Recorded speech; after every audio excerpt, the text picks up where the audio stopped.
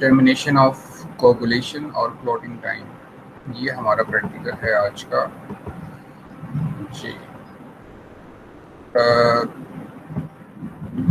इसके टाइटल से ही आप लोगों को क्लियर है कि इसमें हम क्या करने जा रहे हैं। इसमें हम बेसिकली ब्लड कोगुलेशन या ब्लड क्लॉटिंग टाइम उसको हम डिटरमिन करते हैं, उसको हम मेजर करते हैं।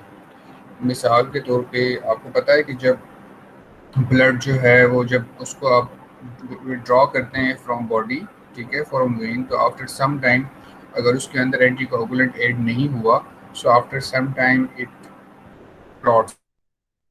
ब्लड जो है वो थोड़ी देर के बाद क्लॉट होना शुरू कर जाता है, खून जमना शुरू कर जाता है। सो इस प्रैक्टिकल में हम क्या करते हैं, इस प्रैक्टिकल में हम एक पेशेंट लेते हैं और उस पेशेंट से या उस नॉर्मल इंडिविजुअल से हम उसको फिंगर प्रिक करके उससे एक 2-3 ड्रॉप्स ऑफ ब्लड लेते हैं, और उन ड्रॉप्स और 2-3 ड्रॉप ऑफ ब्लड को लेने के बाद हम स्टॉप वॉच ऑन करते हैं और हम ये थोड़े थोड़े वक्फे के साथ हम चेक करते जाते हैं उन ड्रॉप्स ऑफ ब्लड को कि उसके अंदर कोई क्लॉट तो नहीं बना। With the help of pen etcetera हम उसको चेक करते हैं उस ड्रॉप ऑफ ब्लड को कि उसके अंदर कोई क्लॉट वगैरह तो नहीं बना। सो हम स्टॉप वॉच साथ साथ ऑन रहता है और हम 30 सेकंड्स के बाद हम चेक करते जाते हैं और मेजर करते हैं टाइम कि कितनी देर में उस ड्रॉप ऑफ ब्लड के अंदर क्लॉट बन जाता है। सो इसको कहते हैं क्लॉटिंग टाइम या कोगुलेशन टाइम। इसका फ़ायदा क्या होता है, इस प्रैक्टिकल को करने का फ़ायदा क्या है? जिस तरह से आपको पता है कि कुछ इंडिविजुअल्स ऐसे होते हैं जिनको ब्लीडिंग डिसऑर्डर्स होते हैं, जिनकी बेसिकली क्लॉटिंग जो है वो प्रॉपरली नहीं हो रही होती, वो प्रोलॉन्ग हो जाती है। सो उसकी वजह से हम ये कंफर्म करना चाहते होते हैं कि उनको अगर वो क्लॉटिंग डिसऑर्डर है या नहीं। सो उस सेंस में भी हम इसको करते होते हैं कि किस तरह से कि इसकी जो है क्लॉटिंग प्रॉपर हो रही है, जो क्लॉटिंग फैक्टर्स हैं वो प्रॉपरली जो है वर्क कर रहे हैं या नहीं, और जो क्लॉटिंग पाथवे है एक्सट्रिंसिक और इंट्रिंसिक तो वो प्रॉपर हो रहा है या नहीं हो रहा। सो उसको चेक करने के लिए हम ये टेस्ट परफॉर्म करते हैं। सिंपल सा टेस्ट है। सो इसका प्रिंसिपल क्या है? The coagulation test is the time required for the blood remove from the body to clot. Coagulation time वो टाइम है कि जिसमें आप ब्लड को जब बॉडी से रिमूव करते हैं तो वो कितनी देर में क्लॉट करता है, ठीक है। So this is basically the working principle of this test, or it measures only the clotting of blood alone in the presence of tissue factors.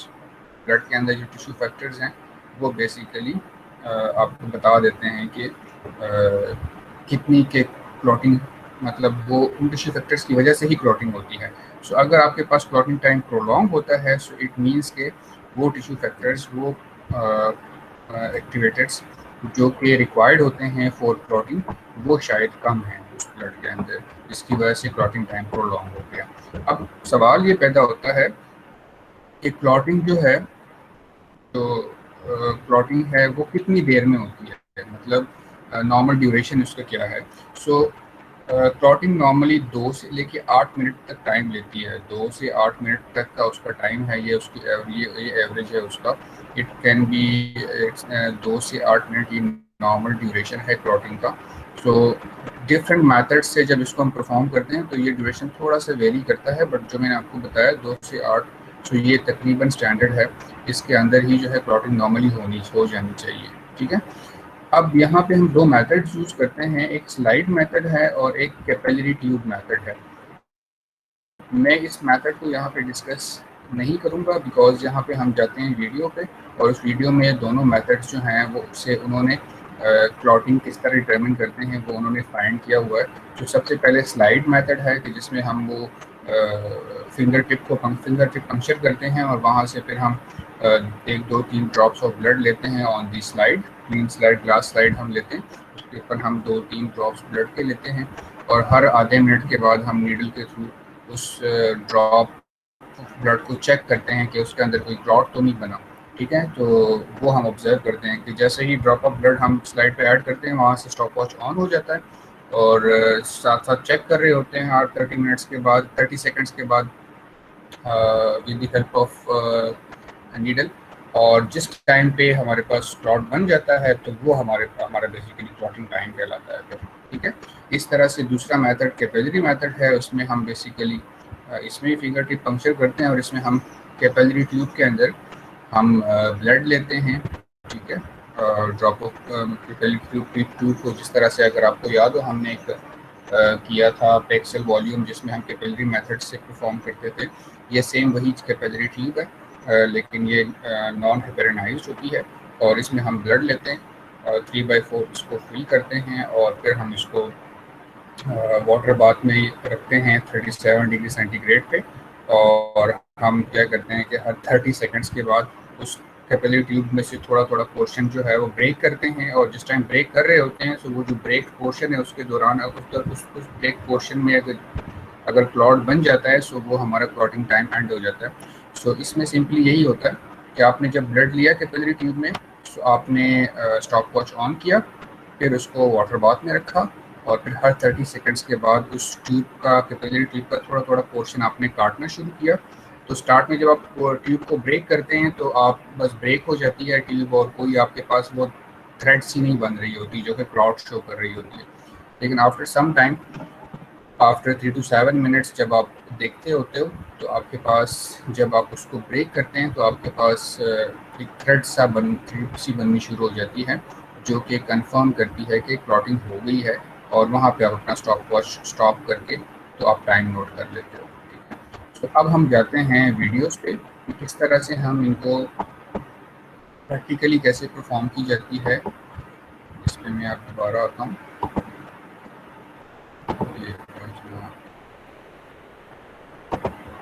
ये फर्स्ट है blood clotting determination by slide method.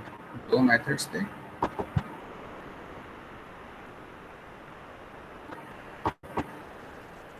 Hello everyone, welcome to the channel Solution. Today we will know about the blood clotting time determination by using slide method. To determine the blood clotting time by slide method, you need a lancet and sterilize your fingertip with using ethanol. Prick your fingertip with a trigger pin and apply a squeezing pressure from bottom to topward of your finger. When a blood pop-ups from the top of the finger, gently apply or touch your finger over the slide and collect up to 3 to 4 drop of blood. Here we are collecting more than 3 to 4 drop of blood. The purpose behind collecting more than enough blood is just to show the formation of thrombin very clearly to the viewers. I will suggest you to collect only 3 to 4 drops of blood maximum. After collecting the enough blood over the slide, you will require a lancet like this. This is a stainless steel lancet, and with the help of stainless steel lancet, try to pull your blood in upward direction. Repeat this process about 3 to 4 times continuously, and then follow the procedure after each 30 seconds. Means after each 30 seconds, try to pull the blood from bottom to upward, like you are squeezing something from the blood. If you found the formation of a thread which is not right presently here, then repeat the procedure once again after some time. Means after the regular interval of 30 seconds, try to pull the blood in upward direction with the help of lancet corner tip. If you do not have lancet, you can use the syringe needle because it is more thinner than usual any other thicker needle. After 30-second interval, if you do not get the thread-like structure, you means your blood is not getting come to point of clotting. So repeat this procedure in each 30-second interval. We are again going to pull the blood after 30 seconds. See, this is a point where we can find the blood thread-like structure. Means when we pull the blood to upward direction, we found a thread-like structure between the lancet tip and the slide which is having blood. You can see this clearly. So this is Excuse me, the sir. thread-like fabric जी बेटे। from blood. Sir And this आवाज is बहुत ज्यादा our distort हो रही है, समझ नहीं आ रही इतना। हाँ, मैं इसको दोबारा एक दफ़ा कराता हूँ। जी जी, मैं कोशिश करता हूँ इसको एक दफ़ा दोबारा। repeat this procedure in each 30-second interval. We are again going to pull the blood after 30 seconds. See, this is a point where we can find the blood thread-like structure. Means when we pull the blood to upward direction, we found a thread-like structure between the lancet tip and the slide which is having blood. You can see this clearly. So this is a thread-like fabric from blood, and this is our clotting time. Usually clotting time may be 2 to 5 minutes approximately, depend on the weather condition. Thank you for watching. जी, यहाँ पे वो basically मैं simple एक second इसको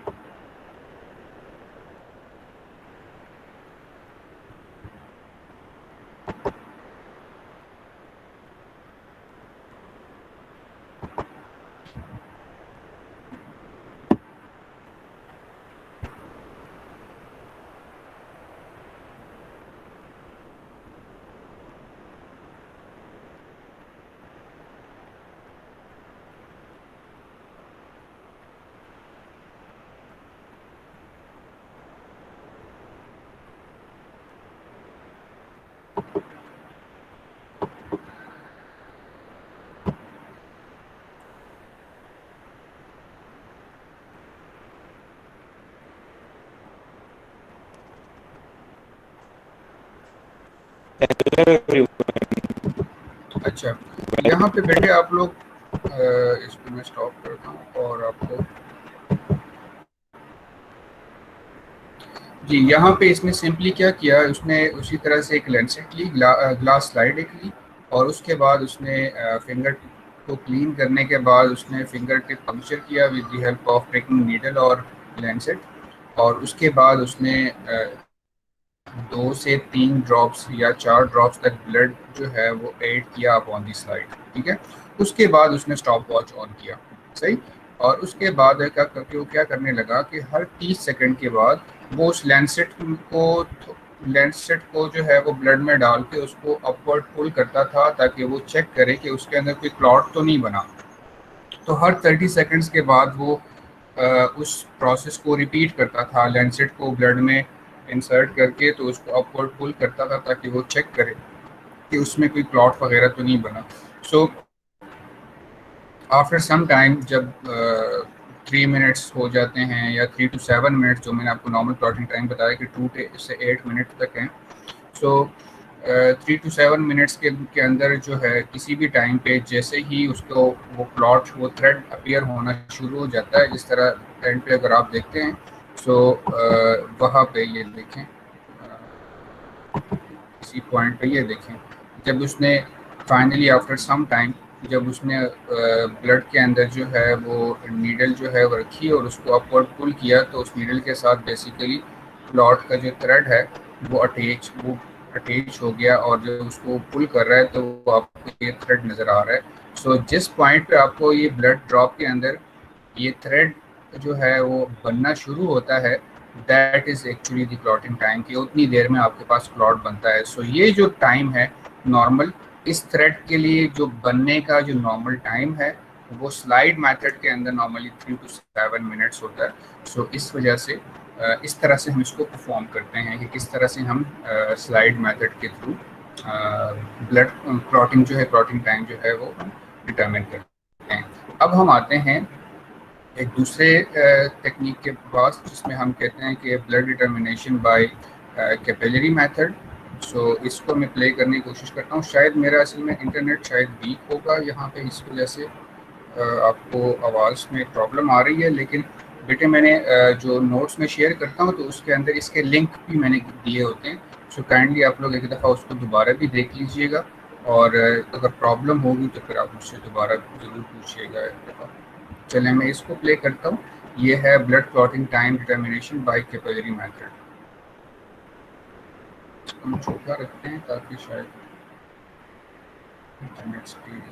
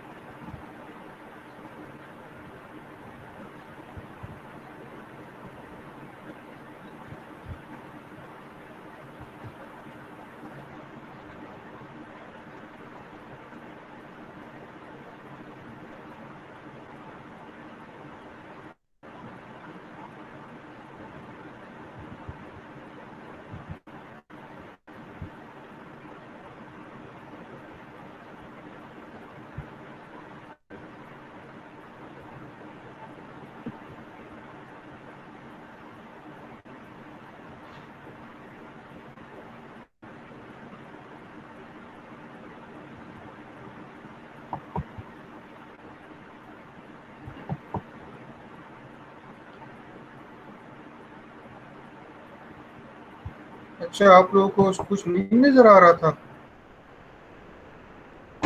no sir. No sir. तो बच्चों बता तो देते हैं, मैं तो चलो एक सेकंड में अभी शेयर कर सर रहा हूँ। हमें सर लगा हम इसे इतनी आप देर, अभी प्ले कर रहे। नहीं नहीं नहीं नहीं नहीं, हमें तो कुछ नजर सॉरी नहीं आ रहा। Sorry sorry sorry. अब आ रहा है, स्क्रीन नजर आ रही है अब?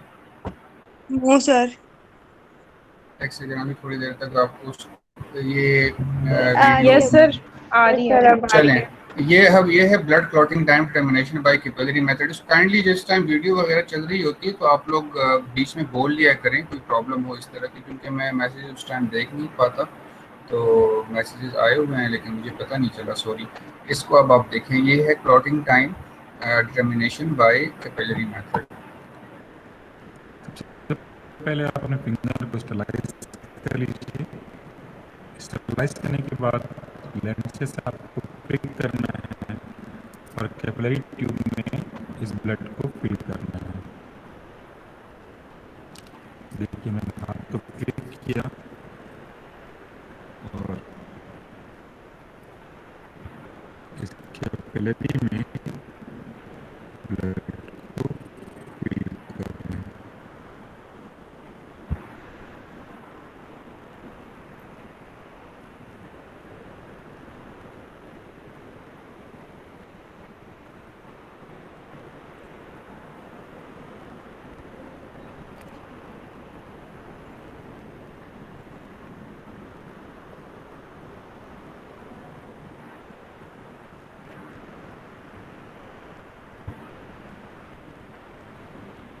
ये कैपिलरी में ब्लड कैपिलरी मोशन के थ्रू जा रहा है।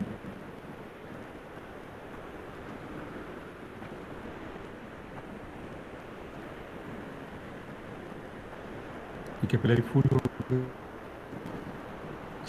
चाहे तो आप इसमें थोड़ा और भी जा सकता है। ये पूरा ब्लड कैपिलरी में गया। अब अपने हाथ को सुधा कर लीजिए। ये हमारे पास कैपिलरी ट्यूब आ गए हैं।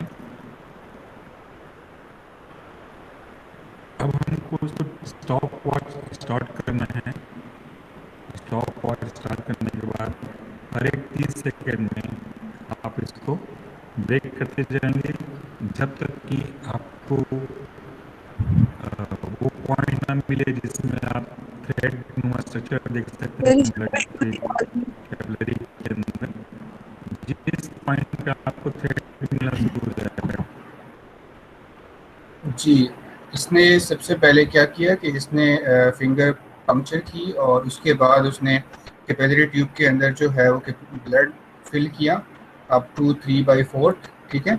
और इसके बाद अब ये क्या करेगा, जैसे इसने कैपिलरी ट्यूब को फिल किया विद ब्लड, तो ये कह रहा है कि हम स्टॉप वॉच ऑन कर लेंगे और हर 30 सेकेंड्स के बाद इस कैपिलरी ट्यूब में इसका थोड़ा थोड़ा सा पोर्शन जो है वो हम ब्रेक करते जाएंगे।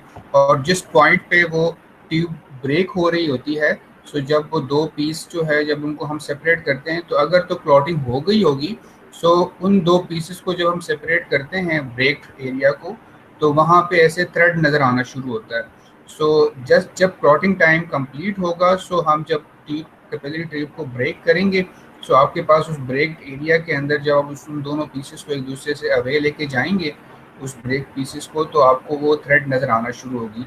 तो ये कह रहा है कि हर 30 सेकंड्स के बाद हम इस ट्यूब के डिफरेंट पार्ट्स को छोटे छोटे जो है उसको ब्रेक करते जाएंगे और हम ऑब्जर्व करते जाएंगे कि किस पॉइंट पे हमारे पास क्लॉटिंग हुई है। तो अब आप देखते जाएं, बेशक अगर आपको आवाज़ की समझ नहीं आ रही तो आप देखते जाएं। मैं जिस तरह आपको बताया कि हर 30 सेकंड के बाद इसमें से हल्का थोड़ा थोड़ा पीस तोड़ता जाएगा और ये आपको बताता जाएगा कि एक पॉइंट आएगा जहाँ पे आपको थ्रेड नज़र आना शुरू होगा जिस टाइम पे वो ब्रेक कर रहा होगा, वो क्लॉटिंग टाइम होता है। सो बेशक अगर आवाज़ की समझ ना आ रही हो तो आप फिलहाल सिर्फ वीडियो को एक दफ़ा देख लें। वो आपका क्लॉटिंग टाइम होगा। हमने स्टॉप वॉच स्टार्ट कर दिया है। अब देखिए सबसे पहले हम इसको एक हल्का सा ब्रेक करते हैं।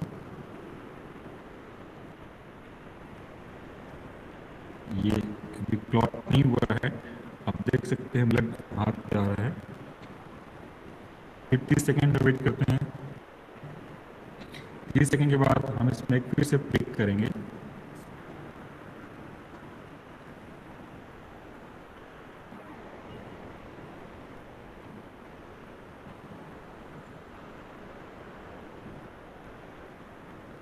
ये 30 सेकेंड हो गया है। अब छोटा टुकड़ा हम इसका और तोड़ते हैं। देखिए अभी भी ब्लड क्लॉट नहीं हुआ है, ब्लड हाथ में आ रहा है, इसका मतलब अभी भी क्लॉटिंग टाइम नहीं आया है। फिर से 30 मिनट का वेट करते हैं।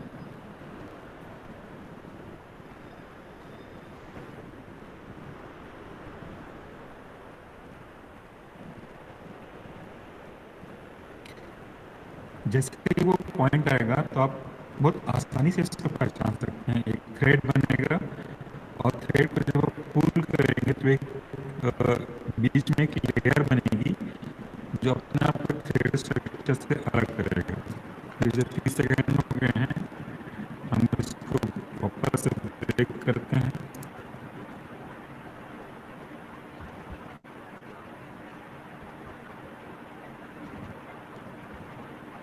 सर पिक्सेल्स खराब हो गए वीडियो ये के। देखिए कुछ नहीं। लाइक से छोटा सा आपको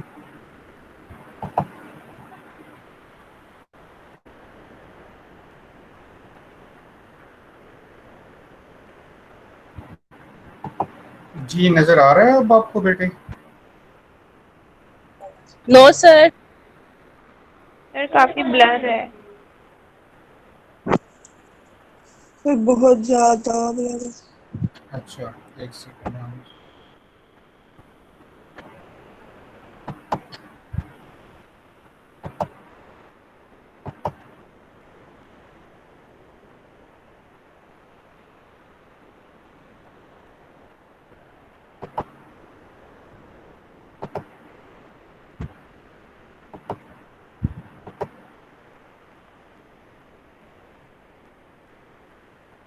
जी अब नजर आ रहा है आपको बेटे?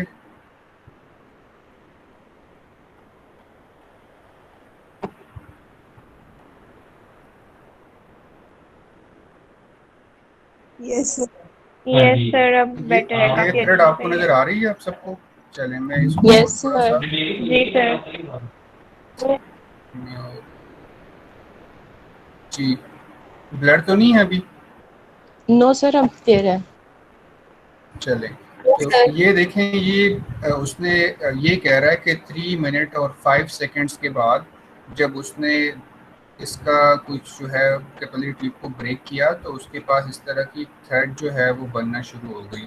सो इसने आइडेंटिफाई किया कि इस पेशेंट का जो ब्लड क्लॉटिंग टाइम है वो 3 मिनट्स एंड 5 सेकंड था। सो इस तरह से हम क्लॉटिंग टाइम को मेजर करते हैं बाय कैपिलरी मेथड। कि जिस तरह से स्लाइड में हम क्या करते थे, ड्रॉप के अंदर ही हम नीडल जो है वो रखते थे और उसको ऊपर अपवर्ड पुल करते थे तो हमारे पास जब क्लॉटिंग टाइम आ जाता था वो पॉइंट आ जाता था जहाँ पे क्लॉटिंग होती है तो उसमें हमारे पास वो थ्रेड बनना शुरू हो गया था जिससे हमें पता चल गया था कि क्लॉटिंग टाइम कंप्लीट हो चुका है। तो वो स्लाइड मेथड था। और इसी तरह से ये कैपिलरी मेथड में भी उसने क्या किया कि some time after some time वो उसको करता रहा, ब्रेक करता रहा और उसने ऑब्जर्व किया कि उसके पास थ्रेड बनना जो है वो शुरू हो गई है। ठीक है, सो ये इस तरह से हम कैपिलरी मेथड से या स्लाइड मेथड से हम ब्लड क्लॉटिंग टाइम को हम डिटरमिन कर सकते हैं। और मैंने आपको बताया कि इसका पर्पस क्या है। पर्पस इसका यही है कि कुछ इंडिविजुअल्स कुछ डिजीज कंडीशंस ऐसी हैं जिसके अंदर जो है वो क्लॉटिंग डिसऑर्डर्स जो है वो आती हैं एक तरह की जिसमें ब्लीडिंग होती है ज़्यादा। सो ब्लीडिंग तभी ज़्यादा होती है जब आपके पास प्रॉपर क्लॉटिंग नहीं होती। तो उसको आइडेंटिफाई करने के लिए उन पेशेंट्स को डायग्नोस करने के लिए तो हम एक छोटा सा ये टेस्ट परफॉर्म करते हैं जिसको हम ब्लड क्लॉटिंग टाइम कहते हैं। ठीक है, समझ आई सबको? अब किसी का कोई क्वेश्चन हो बेटे, किसी चीज़ की समझ ना आई हो तो काइंडली आप यस सर। सकते हैं। क्लियर सबको? Yes sir. चलें, थैंक यू बेटे। मैं आपके साथ थोड़ी देर तक बाकी वीडियोस सर भी शेयर करता हूँ। जी जी जी जी। सर क्लोटिंग टाइम वेरी क्यों करता है? क्लॉटिंग टाइम वेरी क्यों करता है? क्लॉटिंग टाइम वेरी बेटे इस वजह से करता होता है कि कुछ जो फॉर एग्जांपल अगर आपने ऐसे इंडिविजुअल जिसको बेसिकली क्लॉटिंग डिसऑर्डर है, कोई नहीं है उस सेंस में, मतलब उसका अगर कोई ब्लड क्लॉटिंग उसके कोई पाथवे नहीं चल रहा होता, और उस टाइम पे अगर आप उसका ब्लड लेते हैं, मिसाल के तौर पर सिंपल सी बात है, एक इंडिविजुअल है जिसको ब्लीडिंग डिसऑर्डर्स है, जब उसका आप ब्लड लेंगे, ठीक है, और उसको जब आप करेंगे टेस्ट उसका परफॉर्म करेंगे, तो वो आपको उसमें क्लॉटिंग जो है वो जल्दी हो जाएगी। ब्लीडिंग डिसऑर्डर मतलब ब्लीडिंग हो रही है बट वो पेशेंट नॉर्मल है, मतलब कोई इंजरी हो गई, इस तरह हमें कोई यहाँ पे जो है वो इंजरी हो गई, फिंगर टिप पंक्चर जो है वो यहाँ पे कट लग गया, तो उसमें क्या करेंगे कि उस कट से जब आप ब्लड लेते हैं थोड़ी देर के बाद, चूँकि वहाँ पे ऑलरेडी जो क्लॉटिंग फैक्टर्स हैं, टिश्यू क्लॉटिंग फैक्टर्स, वो ऑलरेडी ज़्यादा होते हैं, सो उस पोर्शन वहाँ उस टाइम पे जब आप ब्लड लेंगे तो वहाँ पे क्लॉटिंग जो है वो जल्दी हो जाएगी, उस ब्लड में क्लॉटिंग जल्दी हो जाएगी, बिकॉज ऑलरेडी टिश्यू फैक्टर्स वहाँ पे थे, तो वो एक्टिवेट हो गए, जिसकी वजह से क्लॉटिंग आपके पास होगी। लेकिन एक ऐसी कंडीशन जिसमें आप नॉर्मल कंडीशन के अंदर ब्लड लेते हैं, सो उसमें क्या होता है कि आपके पास क्लॉटिंग इतनी प्रोलॉन्ग नहीं करती। जो इन्होंने टाइम बताया है 2 से 8 मिनट, लेकिन मैंने एक जगह पढ़ा है, उसके बाद ये जो अभी वीडियोस चल रही हैं उस वीडियोस के अंदर वो ये बता रहे हैं कि 3 to 5 मिनट्स का टाइम है। सो 3 to 5 मिनट्स जो है वो इतनी बड़ी वेरिएशन नहीं है। मुझे खुद भी थोड़ा सा इस पर था डाउट कि ये 2 से 8 मिनट तो बहुत ज़्यादा लंबा टाइम है, सो इतनी वेरिएशन कैसे हो सकती है। तो इसका अगर आप अपने समझने के लिए इसको अगर फाइनलाइज हम करते हैं, सो हम ये कह सकते हैं कि ब्लीडिंग क्लॉटिंग टाइम जो है वो हमारे पास है 2 to 5 मिनट्स, ठीक है, या 3 to 5 मिनट्स, इससे ज़्यादा नहीं है। ठीक जी सर। जी बेटे, किसी और का कोई क्वेश्चन हो?